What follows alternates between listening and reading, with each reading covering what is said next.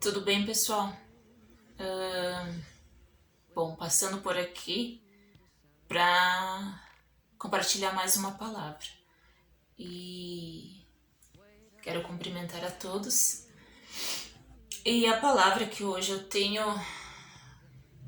Deus tem colocado no meu coração de compartilhar. Então, na verdade, Deus já tinha me dado essa palavra, mas quero também compartilhar hoje aqui ela com vocês. E esta palavra, ela se encontra no Evangelho de Jesus, segundo nos escreveu João, o apóstolo João, e está no capítulo 12, e o versículo 1 até o versículo 11, e que tem por título Maria unge com unguento os pés de Jesus. Inicia assim: Foi, pois, Jesus 6 dias antes da Páscoa a Betânia, onde estava Lázaro, que falecera, e a quem ressuscitara dos mortos.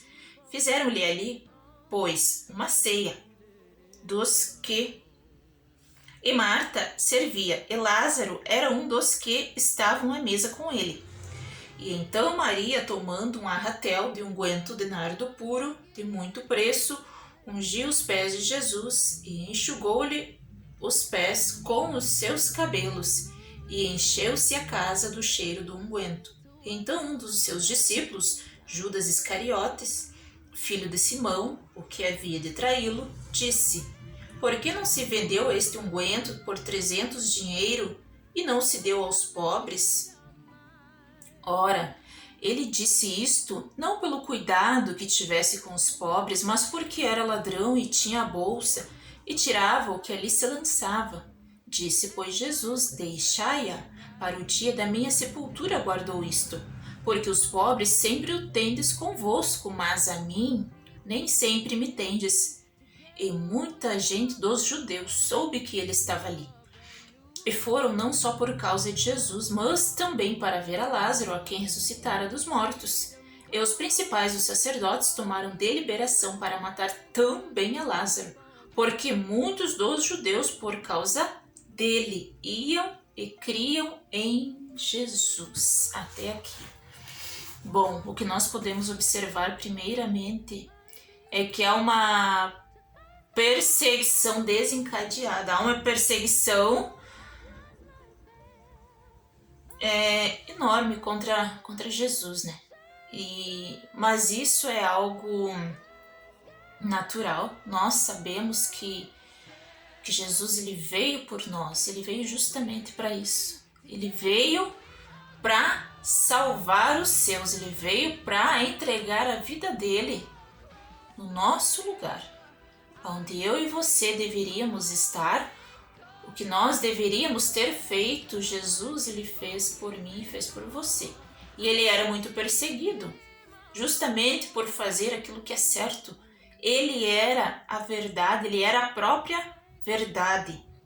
O próprio evangelista João lhe diz que Jesus é o caminho, a verdade e a vida.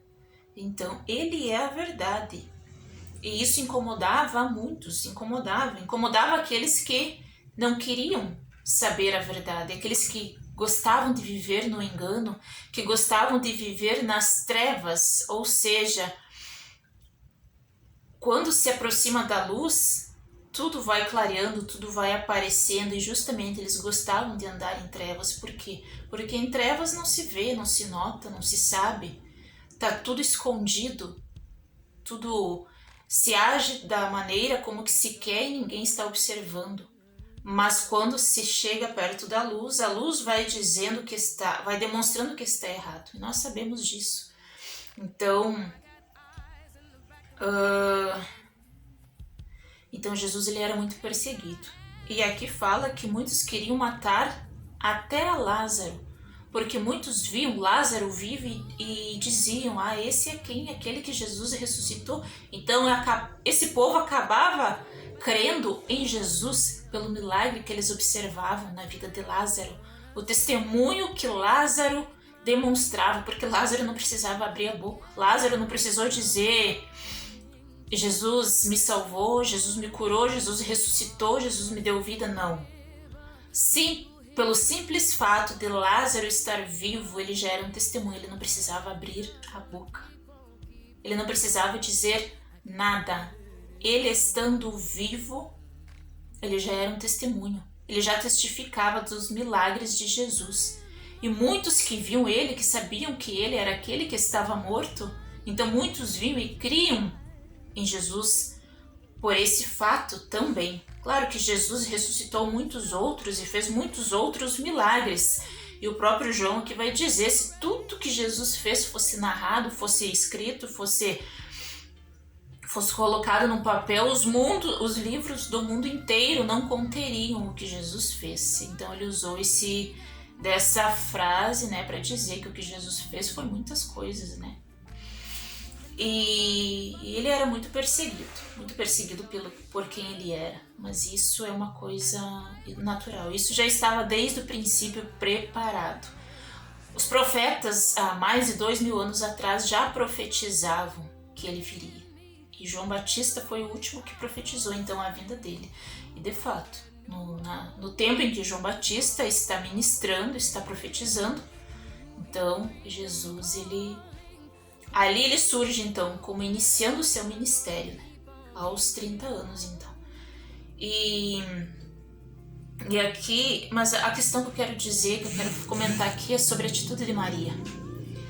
E aqui nós sabemos que essa Maria é a mesma Maria que há um evento antes desse, na Bíblia, relatada nos evangelhos, nos mesmos evangelhos, que Jesus está à casa de Lázaro, de Marta e de Maria. E Maria está aos pés de Jesus, ouvindo as sabedorias que o mestre falava. E então Maria, ela teve essa sábia atitude de ouvir Jesus, ouvir a sabedoria que dele provinha, que dele saía. Então Maria estava ali aos seus pés. E essas histórias, esses fatos, de certa forma, têm uma semelhança. Por quê? Porque aqui vai narrar, dizer que Maria, ela pega um unguento muito caro e ela unge os pés de Jesus. E os discípulos, mais precisamente Judas Iscariotes, ele se incomoda com essa atitude que Maria teve. Ou seja, ele diz que seria muito mais proveitoso, em outras palavras, seria muito mais proveito que Maria tivesse dividido aquele unguento caríssimo com os pobres do que se tivesse despejado, tivesse derramado, tivesse colocado aos pés de Jesus. Então, e ele fala com aquilo ali com tanta firmeza, a impressão que se dá é que ele tem realmente pena dos pobres aqui. E tanto que os discípulos acabam concordando com ele, porque os outros evangelhos vai narrar que os discípulos se incomodaram, ou seja, todos acharam errada a atitude. Porém, foi provavelmente de Judas que partiu essa fala de dizer que Maria estava errada, ela estava tendo prejuízo naquilo ali, que ela não estava agindo certo, seria muito mais lucrativo dividir aos pobres. Ou seja, o próprio Jesus fala que ele não tinha pena dos pobres, né? Que, aliás, a narrativa de João fala que não era por pena que ele tivesse dos pobres, não era o zelo que ele tivesse pelos pobres, mas é porque ele pegava o que ali se lançava, ou seja, ele não teve aquela oportunidade, né? Porque Maria, o que ela tinha, ela derramou, ela não ficou ali poupando, ela não ficou guardando, não. Ela pegou e derramou, ou seja, não foi proveitoso para os demais, mas foi proveitoso para aquele que merecia, para aquele que era digno, ou seja, Jesus. E muitos se incomodaram com essa atitude. Porém, Jesus não a recriminou, Jesus não a reprovou por essa atitude. Muito pelo contrário, ele disse: para mim a sepultura aguardou isto. Ou seja, o que eles talvez deveriam estar fazendo, eles não fizeram. Mas aí quando Maria teve uma atitude nobre, aí eles acabaram se incomodando com a atitude que ela teve. Mas ela não foi, Jesus a defendeu. Jesus defendeu a atitude que Maria teve. Porque a própria palavra de Deus diz que nós devemos buscar em primeiro lugar o reino de Deus e a sua justiça, e todas as demais coisas seriam acrescentadas. Ou seja, o nosso melhor nós temos que entregar a Deus. E Maria nos dá Maria nos ensina a entregar o nosso melhor a Deus, sem se importar o que os outros irão dizer, o que os outros irão fazer em relação àquilo. Mas o que importa é que Deus esteja aprovando a minha e a tua atitude. Amém? Então, esse fato que ocorre aqui é semelhante ao que ocorreu também quando Jesus estava na casa de Lázaro, Marta e Maria. Porque aqui eles estão na casa de Simão. E isso é um tempo depois, né? Depois até da própria morte de Lázaro, e que Jesus ressuscita. Mas esse fato que acontece em que Jesus está na casa dos três, está lá em Betânia, na casa desses três, ao qual ele sempre passava por lá, ele era amigo em toda esta família. Então, também Maria está aos pés de Jesus, né? Esse fato que acontece, então, antes, Maria também, então, acontece uma atitude semelhante a esta, porque Maria também, ela entrega o melhor, o que ela tem a Jesus ali naquele momento. A Bíblia fala que ela estava ali ouvindo Jesus, estava ali, e Marta, sua irmã, então, ela se incomoda com aquela atitude, e ela diz para o próprio Jesus: não te importas que a minha irmã não venha me ajudar? Ela quis dizer, então, eu estou lidando aqui sozinha e Maria está aí só ouvindo. Mas Jesus, novamente, ele não reprova aquela atitude, pelo contrário, ele ainda diz a Marta: está tão atarefada com tantas coisas, mas uma somente é necessária. E Maria escolheu a boa parte, a qual não lhe será tirada. Ou seja, por mais, Marta, que você está fazendo o que é certo, que você está fazendo, não está fazendo melhor, não está fazendo o que Jesus quis dizer, não é que você está fazendo algo errado, mas você deixou de fazer aquilo que era melhor, aquilo que era o mais correto a fazer, ou seja, ouvir as palavras do mestre, ouvir o que Jesus estava dizendo, porque Jesus, como ele mesmo fala, a mim nem os pobres vocês sempre terão com vocês, ou seja, as outras coisas não mudarão, elas continuarão sempre, mas eu vou estar aqui por pouco tempo. Então era muito importante estar ali aos pés de Jesus. E Maria havia feito essa escolha, a qual não lhe foi tirada. Jesus não defendeu a fala de Marta e concordou com Marta, então, que Maria fosse lhe ajudar. Não, pelo contrário, ele defendeu a atitude de Maria. Então, nesses dois casos, nós vemos Jesus defendendo a atitude daquele que faz o melhor, escolhe pelo melhor, opta pelo principal, pela prioridade, que é o quê? Que é buscar a Deus, que é ouvir a palavra, que é buscar a sabedoria de Jesus. Ou seja, então, Jesus, ele faz essa observação. E Jesus, talvez, ele não teria dito nada a Marta. Mas pelo fato de Marta ter mencionado Maria, Jesus também menciona, dizendo: não, Marta, estás atarefada, porém Maria escolheu a boa parte. Ou seja, Jesus, então, ele relata o que realmente tem valor, o que realmente era o certo a se fazer. Não que Maria estivesse agindo errado, mas mais importante do que estar fazendo muitas tarefas, estar ali talvez preparando um almoço, alguma coisa para os convidados, mais importante ainda do que isto seria estar ouvindo a sabedoria de Jesus, estar ali aos pés de Jesus, ouvindo o que ele tinha a dizer. E o que eu aprendo também aqui com Maria é que dessa atitude que ela fez, eu creio, a Bíblia não relata, mas eu creio que essa atitude que Maria fez em relação a ungir aos pés de Jesus talvez tenha sido um ato de gratidão. Um ato de gratidão. Ou seja, aqui a Bíblia fala que isto acontece, então, depois da morte de Lázaro, que Jesus o ressuscitara. Ou seja, era bem provável que Maria estaria tendo uma atitude de gratidão em relação a ungir os pés de Jesus.